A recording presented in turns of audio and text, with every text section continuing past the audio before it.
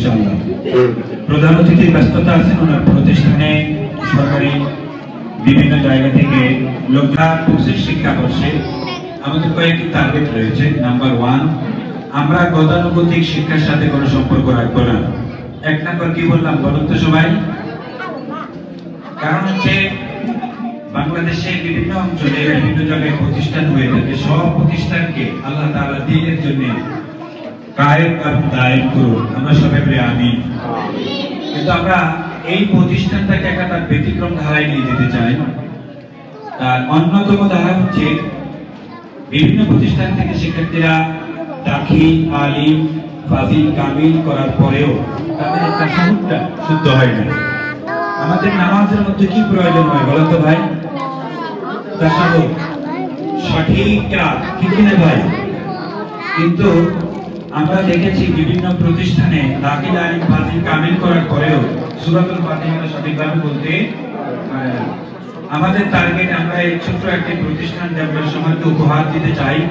Number 1, আমরা শিক্ষার্থীদেরকে কোরআনটা সহি করে 3 বছরের মধ্যে, নার্সারি 1, 2, এই 3 বছরের মধ্যে আমরা তাদেরকে কোরআনটা সহি করে সঠিকভাবে শুদ্ধভাবে পড়ার জন্য আমরা সে মেহনত দিয়েছি।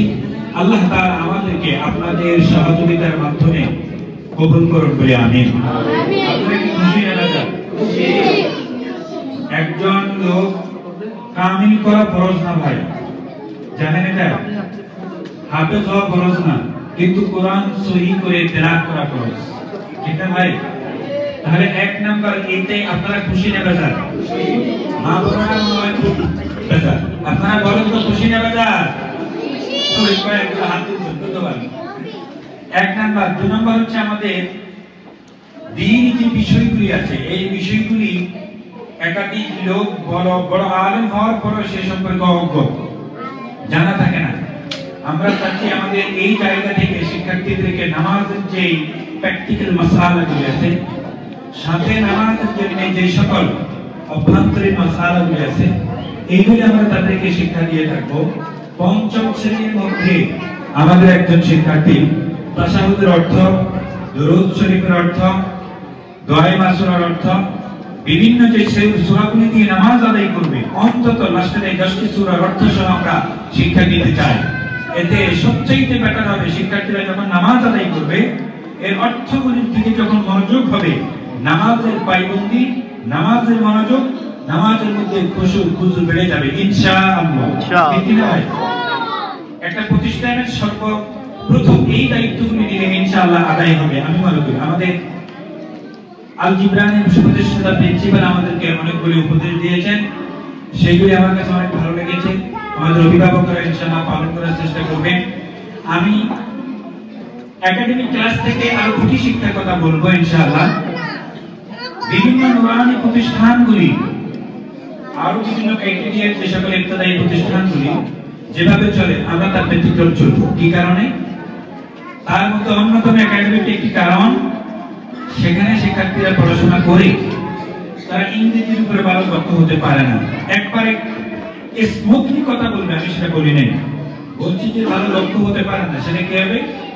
যেমন রিডিং পড়ার ক্ষেত্রে, সঠিক শব্দ উচ্চারণ করার ক্ষেত্রে, ওয়ার্ডের সঠিক বানানোর ক্ষেত্রে, এই সকল বিষয়গুলি আমরা কিন্তু সিলেবাস হিসেবে ডে বাই ডে মাসিক পরীক্ষার মাধ্যমে আমরা এই বিষয়টি এবারে এস্টাবলিশ করার চেষ্টা করব ইনশাআল্লাহ।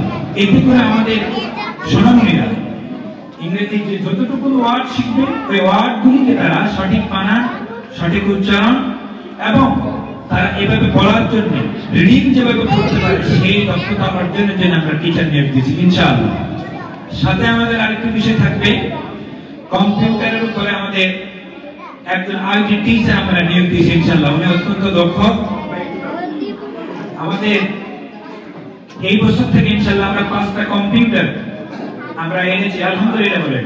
আলহামদুলিল্লাহ। আমাদের থ্রি থেকে আর তৃতীয় জামাত থেকে আমরা শিক্ষার্থীদেরকে কম্পিউটার শিক্ষা দেব ইনশাআল্লাহ। আপনারা খুশি না বেজার? আলহামদুলিল্লাহ বলেন সবাই। আমরা বেসিক কম্পিউটারের ধারণা দিয়ে থাকবো ইনশাআল্লাহ। সাথে সাথে আইএলটিএস এর যে বিষয়টা আছে, আমরা অ্যাডিশনাল ভাবে প্রত্যেক সপ্তাহে আমরা 2 দিন বা 3 দিন 1 ঘন্টা করে আইএলটিএস এর জন্য রাখবো। আমাদের গত বছর প্রতিষ্ঠান শুরু হওয়ায় আমরা কিন্তু এই বিষয়টাকে পুরো এস্টাবলিশ করতে পারি নাই। ইনশাআল্লাহ এই বছর আমরা সিলেবাস আকারে, বই আকারে, মান্থলি পরীক্ষার মাধ্যমে এই ব্যবস্থা রাখবো ইনশাআল্লাহ। তাহলে আমাদের 4টা বিষয়, দ্বীন এবং নামাজের প্র্যাকটিক্যাল মাসালা, সহিহ কেরাত সহ প্রয়োজনীয় সূরা কেরাতের অর্থ, এবং সাথে সাথে আমাদের ইংরেজি সম্পর্কে, কম্পিউটার সম্পর্কে, আইএলটিএস সম্পর্কে অ্যাডিশনাল এই 6টা বিষয়কে আমরা ইনশাআল্লাহ শিক্ষার্থীদেরকে আমরা গঠন করার চেষ্টা করব।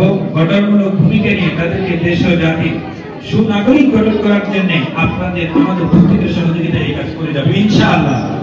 1 নাম্বার। 2 নাম্বার যে বিষয়টি আমি বলবো, আমাদের প্রতিষ্ঠানে কোটা ভিত্তিক শিক্ষার্থী, আমরা এই বছর কোটা অনুপাতে শিক্ষার্থী নিচ্ছি। আলহামদুলিল্লাহ আমাদের কোটা পূরণ হয়ে গেছে, আলহামদুলিল্লাহ বলেন।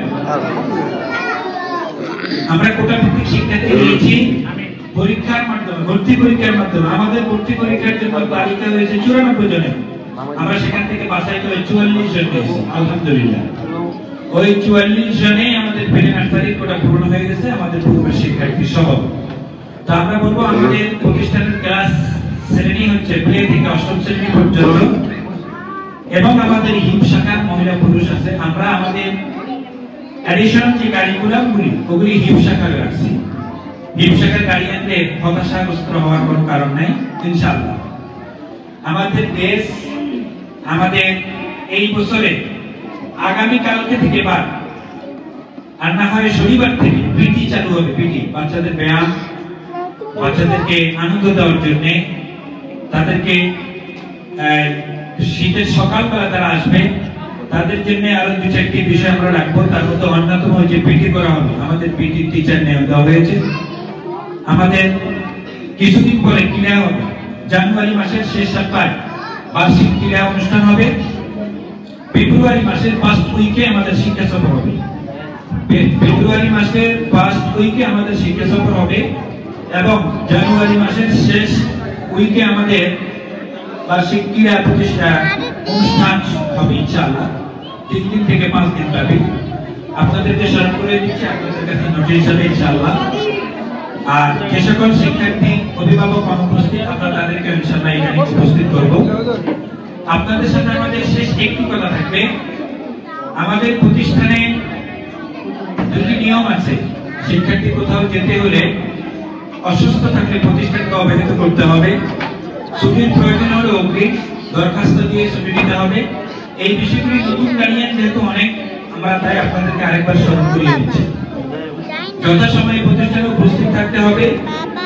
কারণবশত কোনো ঘটনা হয়ে গেলে বা কোনো কারণ থাকলে সাথে সাথে ফোন দিয়ে জানাতে হবে।